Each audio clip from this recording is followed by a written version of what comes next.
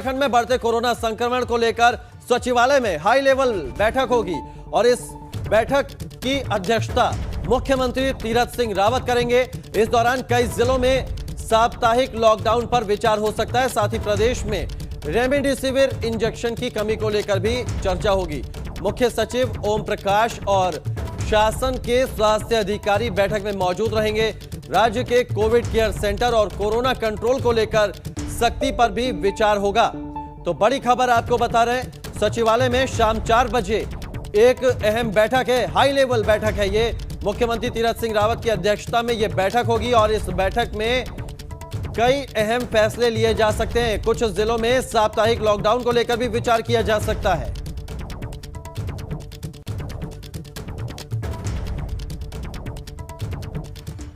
और बड़ी खबर एक और आपको बता दें, देहरादून से आ रही है। कोरोना की रोकथाम के लिए सरकार की गाइडलाइन जारी हुई है। धार्मिक, राजनीतिक और सामाजिक आयोजन पर 200 लोगों को ही एंट्री मिलेगी।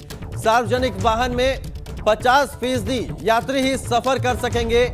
इसके अलावा सिनेमा घर, रेस्टोरेंट और बार में 50% क्षमता के साथ ही इनको खोला जाएगा। जिम में भी कम लोगों को ही एंट्री मिलेगी। तो ये वो गाइडलाइन है जो अब जारी की गई है उत्तराखंड में बढ़ते कोरोना संक्रमण को लेकर। बड़ी खबर देहरादून से आपको बता रहे, कोचिंग संस्थान पूरी तरह से बंद रहेंगे। स्विमिंग पूल, स्पा पूरी तरह से बंद रहेंगे और रात 10:30 बजे से सुबह 5 बजे तक देहरादून में नाइट कर्फ्यू जारी रहेगा। इस वक्त लोगों के आने जाने पर प्रतिबंध रहेगा पूरी तरह से।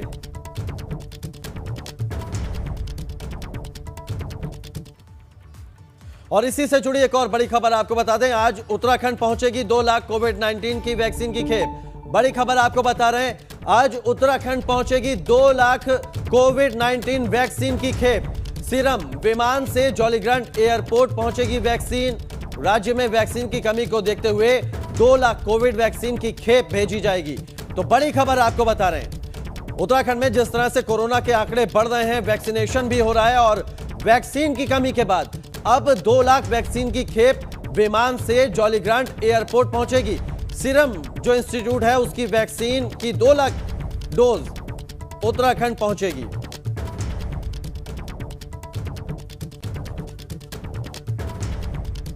तो आज उत्तराखंड पहुंचेगी कोविड वैक्सीन की 2 लाख की डोज।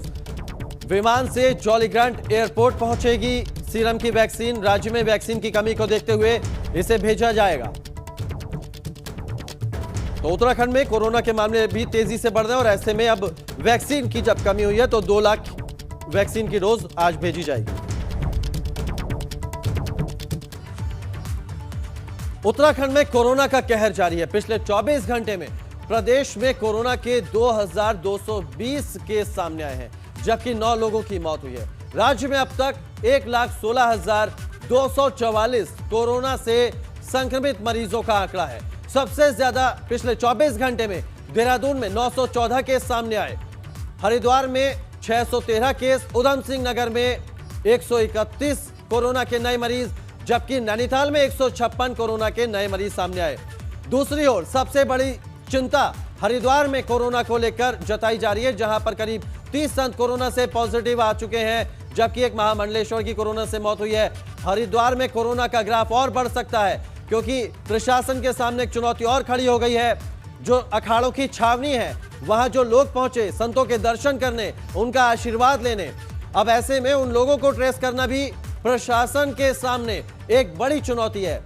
शाही स्नान की वजह से संतों की कोरोना जांच नहीं हुई, लेकिन अब 17 अप्रैल से रैंडम जांच की प्रक्रिया भी शुरू होगी और अब तक अग्नि अखाड़ा, आनंद अखाड़ा, निरंजनी अखाड़ा, महानिर्वाणी और दिगंबर अणी अखाड़ा में संत जो है संक्रमित मिले हैं। तो करीब 30 संत हैं जो कोरोना से पॉजिटिव हुए हैं और अब 17 अप्रैल से रैंडम जांच शुरू होगी, यानी कि कल से।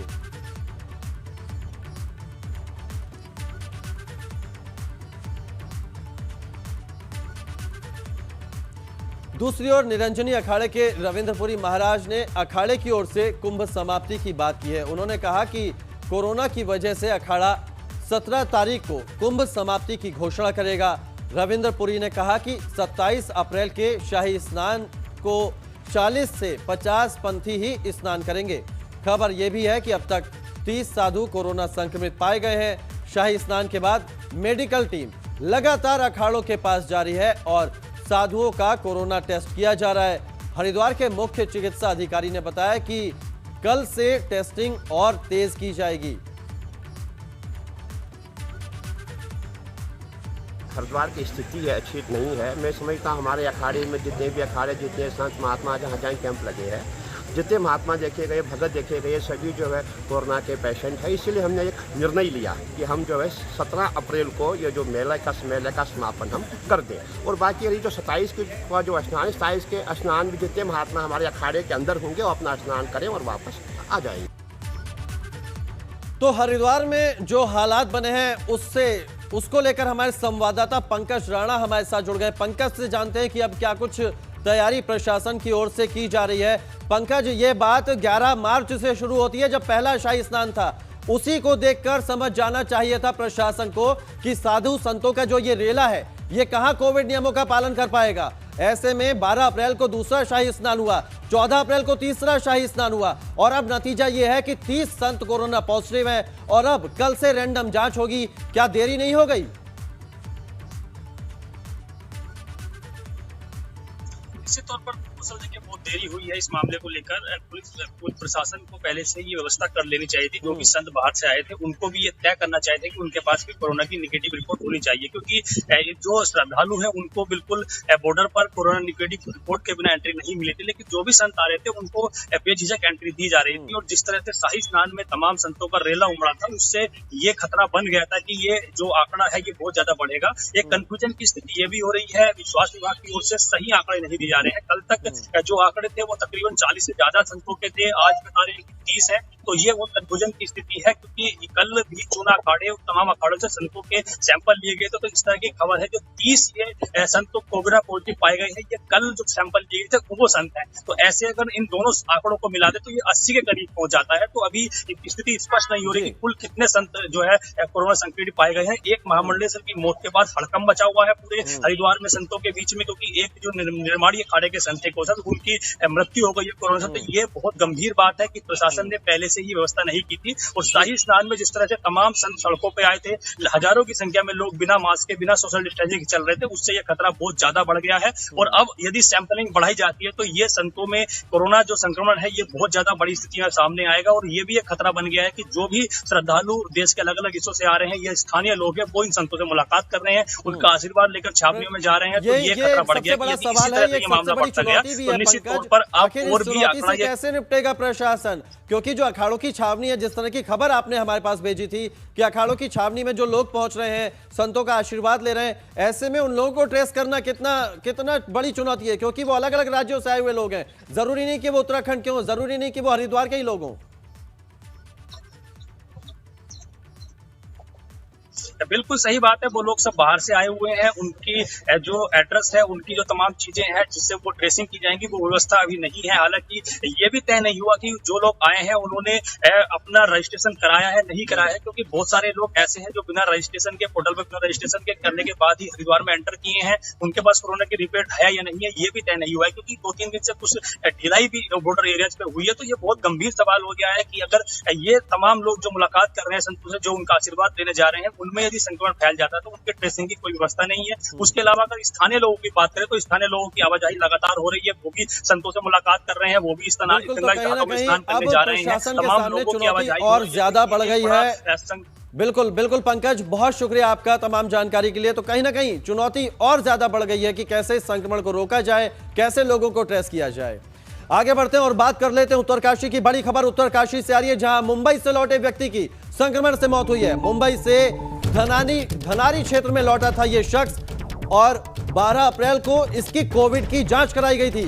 रिजल्ट पॉजिटिव आने के बाद अस्पताल में इसे भर्ती किया गया था। बुधवार को दून अस्पताल रेफर किया गया था और अब इसकी मौत हो गई है। इस शख्स के संपर्क में आए 112 लोगों का कोरोना टेस्ट कराया गया है। बड़ी खबर आपको बता रहे हैं, उत्तरकाशी का यह शख्स है जिसकी कोरोना के चलते मौत हुई है। बुधवार को दून अस्पताल शिफ्ट किया गया था इसे, मुंबई से यह लौटा था।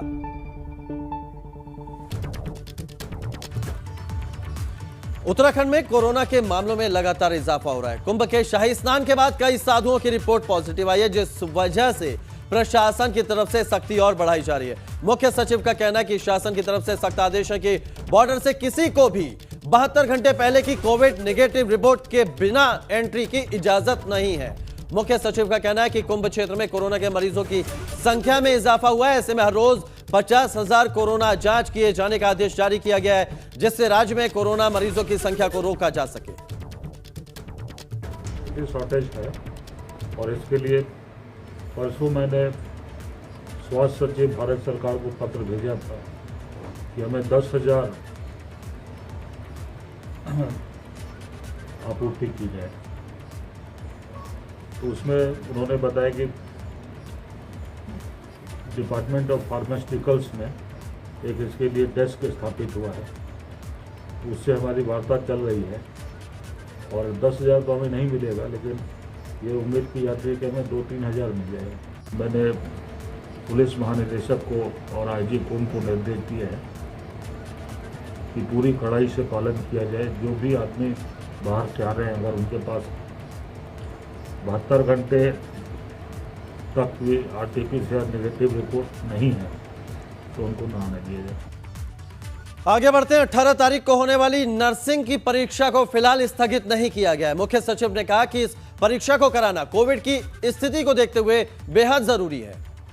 नर्सिंग के एग्जाम तो हम पोस्टपोन नहीं कर सकते, क्योंकि नर्सिंग की तो हमें सख्त जरूरत है कोरोना से निपटने के लिए और स्वास्थ्य संबंधी सेवाओं के लिए। तो नर्सिंग के एग्जाम पोस्टपोन नहीं किए जा सकते। बाकी हायर एजुकेशन के सर, क्या टेक्निकल एजुकेशन में कुछ? अब ये सब जो है कल माननीय मुख्यमंत्री जी की बैठक के बाद इसमें निर्णय लिया जाएगा। काशीपुर में कोरोना के एक साथ 60 मामले सामने आए हैं। इसमें से 40 लोग काशीपुर के ही हैं, जबकि बाकी लोग दूसरे राज्यों से आए थे। उधर सरकारी अस्पताल में भर्ती कोरोना संक्रमित 2 मरीजों की मौत भी हो गई। कोरोना के बढ़ते आंकड़ों से स्वास्थ्य विभाग ने सैंपलिंग और बढ़ा दी है। हफ्ते से कोरोना के किस तरीके से काफ़ी केसेस बढ़ते जा रहे थे, लेकिन आज 13 तारीख के जो हमारे सैंपल्स गए थे उनकी रिपोर्टें आई हैं और उसमें 39 लोग काशीपुर के पॉजिटिव आए हैं, जिसमें 8-9 व्यक्ति बाहर के जिनको हमने बॉर्डर से जिनका हमने सैंपल्स लिए थे वो हैं। बाकी कुल मिला के लगभग 40 लोग काशीपुर के पॉजिटिव आए हैं।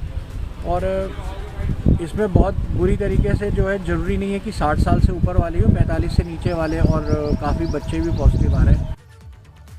रुड़की के मंगलौर से कांग्रेस विधायक काजी निजामुद्दीन को कोरोना हो गया है। रिपोर्ट पॉजिटिव आने के बाद विधायक ने खुद को होम आइसोलेट कर लिया है। साथ ही विधायकों ने यह भी कहा है कि जितने भी लोग उनके संपर्क में आए हैं वो अपनी जांच करवा लें। इसके साथ ही स्वास्थ्य विभाग विधायक के संपर्क में आए लोगों की ट्रेसिंग कर रहा है।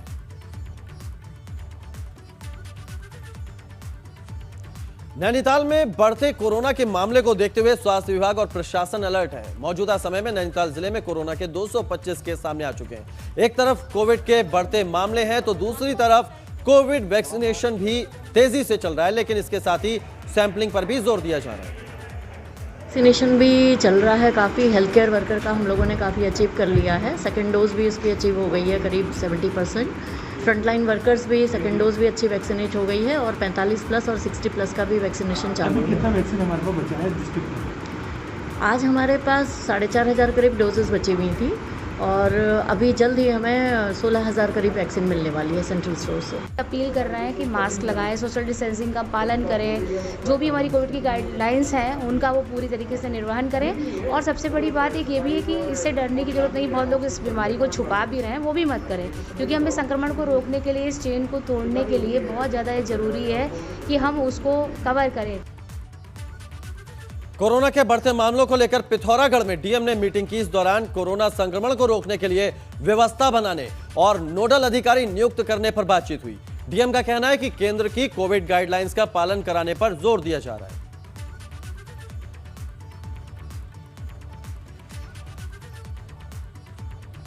कोविड को लेकर के जिला टास्क फोर्स कमेटी की बैठक की है।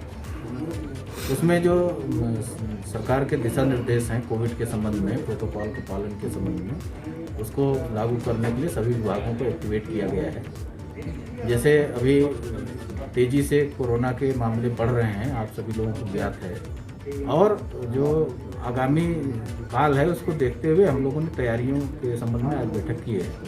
कोविड केयर सेंटर हमारा एक्टिवेट हो चुका है। रुड़की में आईआईटी के एक छात्र की संदिग्ध हालत में मौत हो गई। सवाल यह उठ रहा है कि आखिरकार छात्र की मौत कैसे हुई। उधर छात्र के परिवार वालों ने पोस्टमार्टम करवाने से मना कर दिया, जिससे मामला संदिग्ध नजर आ रहा है।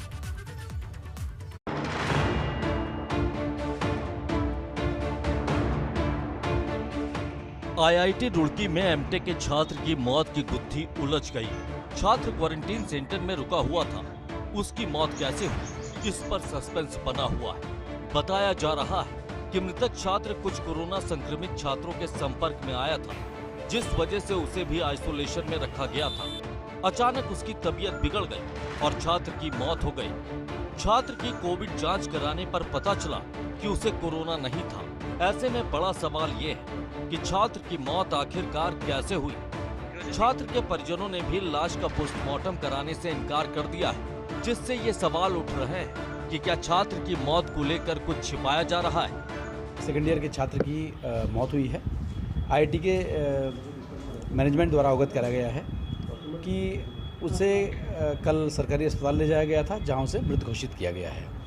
मृतक का पंचायतनामा भर दिया गया है, लेकिन मृतक के परिजनों का ये कहना है कि हम कोई कार्रवाई नहीं चाहते हैं और पोस्टमार्टम नहीं कराना चाहते हैं, तो उनके द्वारा इस संबंध में जिलाधिकारी महोदय को पत्र प्रेषित किया। आईआईटी जैसे संस्थान में एक छात्र की मौत हो जाती है, कोई ये बताने को तैयार नहीं कि उसकी जान कैसे गई। छात्र के परिवार वाले भी छात्र की मौत की वजह को जानने में दिलचस्पी नहीं दिखा रहे। न ही आईआईटी प्रबंधन इस मामले में कुछ बोल रहा है, जिससे साफ लग रहा है कि छात्र की मौत के पीछे कुछ तो दाल में काला है। अब सबसे बड़ा सवाल ये है कि इस राज से पर्दा कब और कैसे उठेगा। एबीपी गंगा के लिए रुड़की से विनीत त्यागी की रिपोर्ट। और उत्तरकाशी से बड़ी खबर आ रही है, जहां वरुणावत पर्वत से खाई में गिरा है युवक और खाई में गिरने से युवक की मौत हो गई है। पत्नी के साथ लकड़ी लेने गया था ये युवक। पहाड़ी के भूस्खलन क्षेत्र से ये युवक खाई में गिर गया। एसडीआरएफ की टीम ने इसके शव को बाहर निकाला है, रेस्क्यू किया गया युवक के शव का। वो तस्वीरें हम आपको दिखा रहे हैं। मुख्यमंत्री तीरथ सिंह रावत टिहरी के दौरे पर हैं। वो सड़क के रास्ते टिहरी पहुंच भी गए हैं और फिलहाल टिहरी झील के किनारे कोटी की हट में वो आराम कर रहे हैं। यहाँ कुछ देर में केंद्रीय मंत्री किरेन रिजिजू भी पहुंचेंगे। यहाँ दोनों मिलकर साहसिक अकादमी का उद्घाटन करेंगे। आपको बता दें कि साहसिक खेलों के लिए यह कार्यक्रम आयोजित हो रहा है। इसमें पर्यटन के साथ ही साहसिक खेलों को बढ़ावा देने पर जोर दिया जा रहा है। इससे पहले कल किरेन रिजिजू उत्तरकाशी पहुंचे थे। यहां उन्होंने आईटीबीपी के डीजी के साथ मिलकर आईटीबीपी की अग्रिम चौकियों का दौरा किया था। इस दौरान उन्होंने उत्तरकाशी की नेलांग घाटी पहुंचकर जवानों से मुलाकात भी की थी।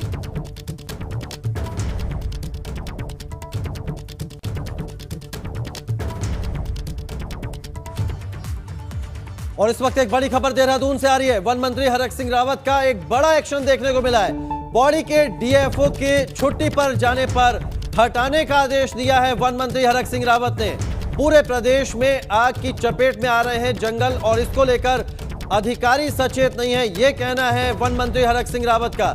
छुट्टी रद्द होने के बावजूद डीएफओ छुट्टी पर चले गए थे और ऐसे में डीएफओ की छुट्टी कर दी वन मंत्री हरक सिंह रावत ने। पौड़ी के डीएफओ के छुट्टी पर जाने पर उन्हें हटाने के आदेश दे दिए हैं वन मंत्री हरक सिंह रावत ने।